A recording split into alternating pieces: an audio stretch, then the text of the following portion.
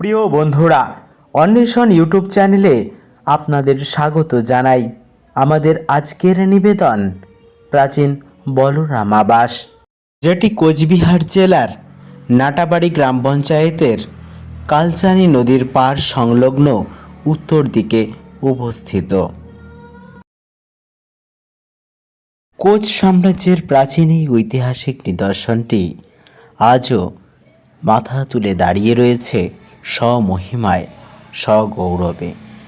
2 একরের মতন আয়তন বিশিষ্ট গোটা মন্দির চত্বর রয়েছে পৃথক ভোগগৃহ, আগত পূর্ণার্থীদের জন্য বিশ্রাম কক্ষ এবং প্রহরীদের জন্য একটি কক্ষ। তাছাড়া গোটা মন্দির চত্বরটি রয়েছে শতাব্দী প্রাচীর বৃক্ষরাজ্যে সমৃদ্ধ, রয়েছে সুদৃশ্য ফুলের বাগান। প্রাচীন জনশ্রুতি অনুযায়ী কোচ মহারাজা হরেন্দ্র নারায়ণ এই মন্দিরটি নির্মাণ করেছিলেন।